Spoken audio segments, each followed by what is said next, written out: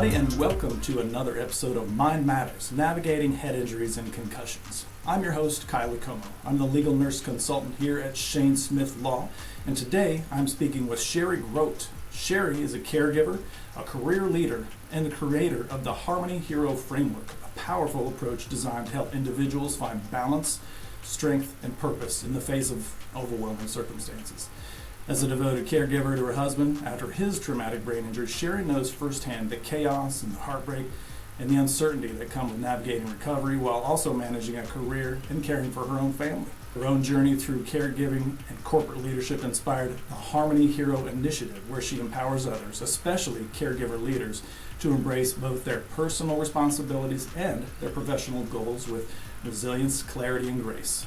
Sherry speaks openly about the emotional toll and the unexpected beauty that comes from showing up for someone you love while still trying to show up for yourself. She offers some real encouragement, practical tools, and hope for everyone walking the path of caregiving while continuing to pursue their own purpose. Sherry, it's a real pleasure to have you on the show with us today.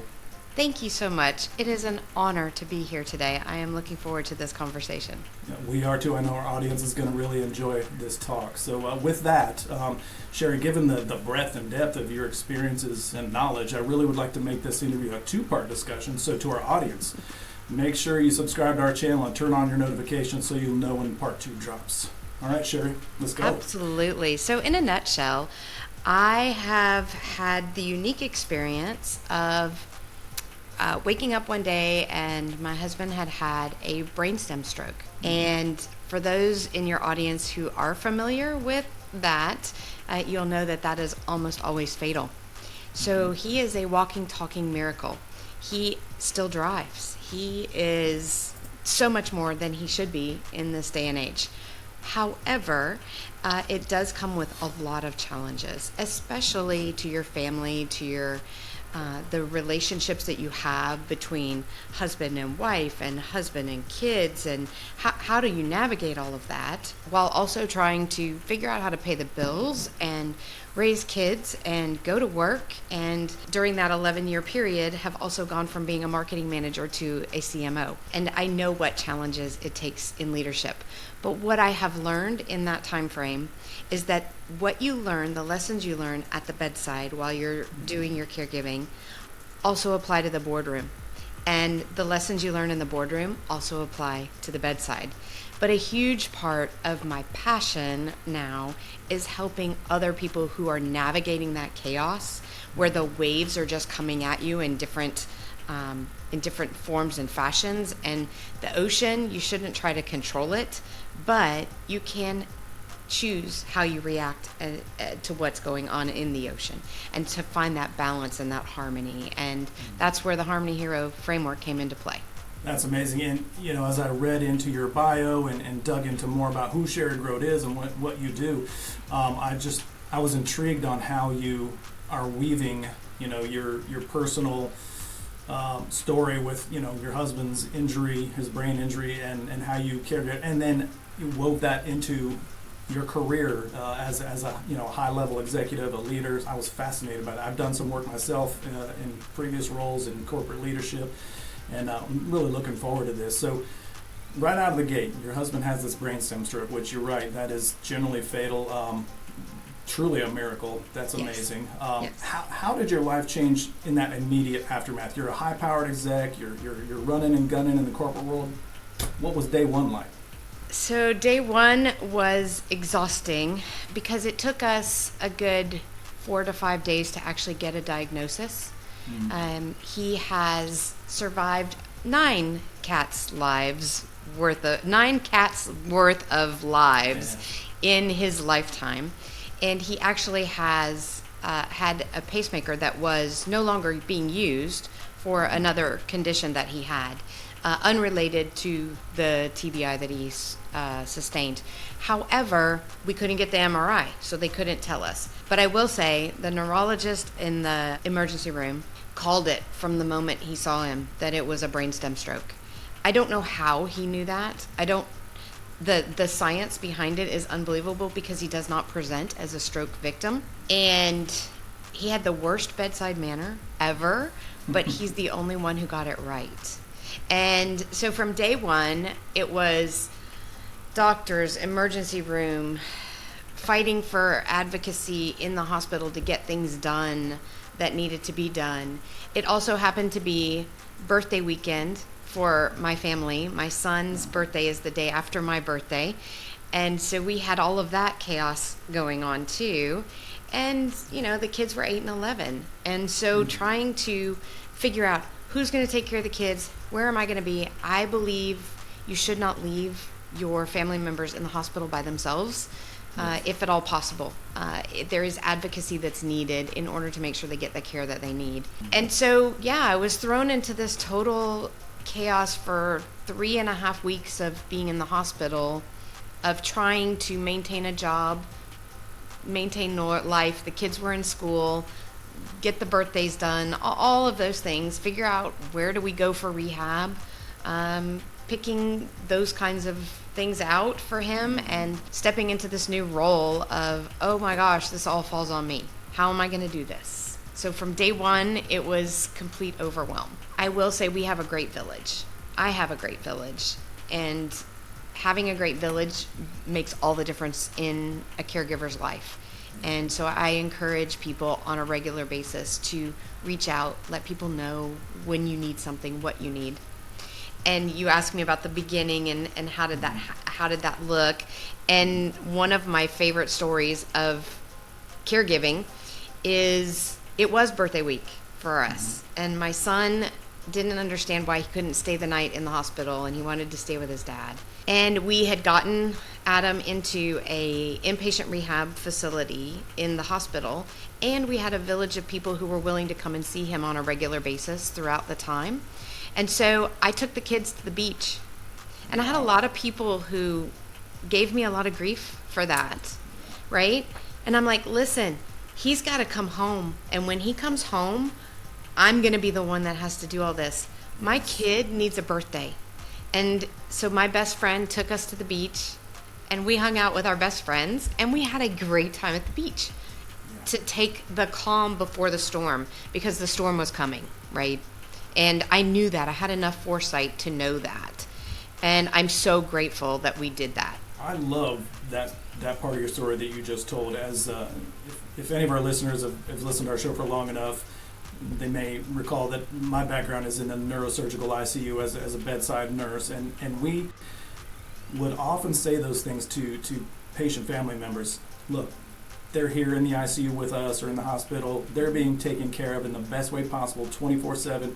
You're going to need to be on your game when you're a patient, when your loved one comes home, and then they're going to be relying completely on you. We're not going to be there. It's going to be you. So you need to invest in yourself. What a powerful message right out of the gate. I'm so glad you said that. That's very, very, very poignant to our listeners here. And I know to our listeners, our audience, we're talking about a brainstem stroke, but many of our listeners or have loved ones or maybe even themselves have been involved with accidents or falls, have received TBIs, concussions. Some of these symptoms and the way you care for them are very, very similar. And some of the issues you're going to face are very, very similar. So I think, again, Sherry's story is so connected to most of our audience here. So really, again, appreciate that. Your discussion on how you balanced and reconciled those roles as, partner, marriage partner, parent, career professional during those early chaotic days was really impactful. In what ways did caregiving kind of affect that sense of identity and purpose you had, like inside and outside the home? So I call it dual identity. The world wants you to fit into boxes, and I believe wholeheartedly that we were created to be whole human beings, and you don't have to be defined by just one, and your identity doesn't have to be defined by just one. And I have been learning through the last 11 years to bring them together and realize that it's okay to bring my caregiving self to work and to bring my CMO self to home. And there are things that I can pull from both of those worlds, and I'm still the same person. One of the things that I think job owners, business owners need to know about caregivers that helps with that identity is value what those caregivers bring to the marketplace, because they lead with empathy. They deal with a lot on their plate. And if you value them, see them, encourage them, they will be your best champions in the workforce because they're going to care about people. And in an artificial everything world that we're in right now, we still are dealing with human beings. And caregivers know more than anybody else what a kind word, what a comfortable, inviting, approachable spirit will do for somebody else. And our businesses need that in the workplace. Our leaders need to lead with empathy in the C-suite. You do not have to separate your identities. And I believe that was a false lie that I believed for a long time. And I tried to compartmentalize. But it's really hard to compartmentalize when you're running board decks and board meetings from a hospital room or in an EEG room where they pushed me off to the side and gave me a quiet space to do meetings that I've had to do, right? When I've had to give presentations and things like that. It's really hard to separate yourself like that. So show up, integrate all of life, and bring both skill sets to both sides of your life. There's no need to have a dual identity. Yeah, 100% agree. I love, you're highlighting that people who have been through those experiences, yes, they are honed. That empathy is honed. I think they also bring a new strength. Those that have been able to come through successfully are shouldering that they've learned things that maybe things nowadays, the troubles you face now, don't look so troubling compared to the things you've been going through. So you bring a much more enhanced strength with you, I believe, professionally to everything you do. So love what you just said. What were some of the biggest misconceptions that you or even others might have had about what it means to be a caregiver, especially for a loved one with a brain injury? I don't think I ever realized how much it was going to be my responsibility to make sure he was safe. We went from being adults who were caring for our kids together to I now have to be worried, is he going to fall? When he's taking a shower, making sure that I'm around so that, if anything does happen, I'm here. I wasn't prepared for the numerous effects of blood thinners and what that will do to your white carpet in your bedroom when you have accidents and falls. Yes. I didn't realize that nobody would be looking at him holistically from day one. Nobody. And for 10 years, we were on medications that they weren't doing any good anymore, but they also caused falls. And so I've had to shift my caregiving skill set across the 11 years because we're in a different space than we were when we first started. I don't think I was prepared for any of that. And I'll be completely honest here too, because I think it's really important for caregivers, especially if it is for a spouse. I have several friends who have spouses who have TBIs, and from different things, one from accidents and or from just life. I don't think I expected my life to change in my marriage as much as it has. And I think that's something that we don't talk about a lot. And caregivers need to know that that's okay. It's okay. But you have to find ways to work through that. For me, it's super easy to be the wife and stay married and do the things because I believed in my vows when I said in sickness and in health. And I look at him through the eyes of the person that I married and that his life is valuable and God's not done with him yet, or else he wouldn't be here. So, but it's still something that needs to be grieved and talked about. And those are all things I don't think I had no clue. Let's just put it that way. I had no clue day one that that's what life would look like. But I'm grateful that he is here and we can still do some things and we can still have a life. We just have to do it in different boundaries and in different, we don't have the same kind of energy level we used to have. So we have to, work around the limitations that we do have. Yeah, well said. And the openness, the vulnerability is always so appreciated, especially here on this show. Again, our audience listening, I think, needs that.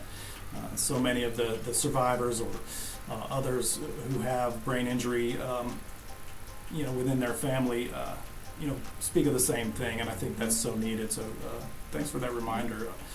Were there I'm thinking that this has had to have taken an incredible emotional toll, and that burnout that people hear about is I'm sure very real to you. How did you prevent that or get over those sorts of things as you juggled these massive care responsibilities with your work and your family?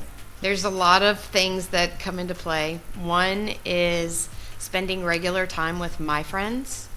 I have a best friend that's been my best friend since we were 14 and 15. She's the one who took me to the beach immediately during the first 3 weeks. And, we spend time together. She has a special needs son, so we suffer some of the same circumstances, not, we just have challenges that go along with that. And so we spend time together. And sometimes that's better than therapy. Actually, I think most of the time it's better than therapy. Just having somebody who understands, has fun with you, you can remember that there's more to life than, right, what you're dealing with on a regular basis. Finding space for myself. I started with a personal trainer pretty much from day one. I got in the gym, and so I was in the gym 6 days a week. I would love to say I am still really great about that, but I'm now somewhere between 3 and 6 times a week. But I think it's so crucial. It's not that you can prevent things from happening to you, but you need to be strong. You need to be physically strong, mentally strong, and those things help you deal with the overwhelm. And I had really great leaders in my work life as I was going through this and as I was progressing in my career. And they taught me the leadership principles of setting boundaries and how important that was. And setting boundaries with, hey, I'm not gonna take phone calls after 7 o'clock or 6 o'clock or 5 o'clock, or I'm gonna shut my computer down and I'm not gonna send emails, or whatever that looks like for work, could also apply to home. Hey, I know you want to do X, Y, and Z, Adam, but now is not the time. I can do it when we do this time. And I would give him parameters of when I could help or when I could do. And, that took some getting used to as well. Initially, he wanted everything right then. And I was like, I have to do these other things too. So learning to set boundaries was crucial for me to be able to keep my mental health, physical health, spiritual health, all of that, and relying on a village. Literally, hey, I need somebody to come sit with him for 2 hours. Can you come and just hang out with him because he needs outside friendship, not somebody who's tired and irritated and doesn't want to do this. He needs to feel like a human being who has friends and still has a life because God's not done with him yet. And so those are things that we did. Those are very practical, real things that we did to overcome burnout. I mean, you just said it. You even got to my next question. I'm so glad you touched on. Those are very practical steps. You talked about, physical exercise, I think good nutrition. I'm sure you integrated some of that as well. We've had some amazing guests in the past that have talked about how nutrition can impact not only your healing as a brain injury survivor, but the caregivers as well to maintain, as you noted, that strength, that physical, mental, emotional that you're going to need. You got into your support systems. And you mentioned setting boundaries, which I feel is something important that our audience needs to hear over and over again because it's a difficult thing to do. Saying no. Or on the converse side, bringing people in when you need help, asking for help. For some reason, saying no and then asking for help are two very difficult things for most people. So yes, I'm glad you touched on that. They are the hardest things. And when you're a strong, independent person like me, it's even harder. So it was a hard thing to learn to ask for help. And it is one thing I preach over and over and over to people that I'm talking to. You have to ask for help. People don't know what to do. And by the way, the longer you're in this caregiving role, the less people know what to do. So you have to tell them if you need something. And it's amazing. People are willing to help. They just don't know what to do. Yeah, I think that ties up nicely with a comment you made right at the beginning was, you don't know what to expect. How could you?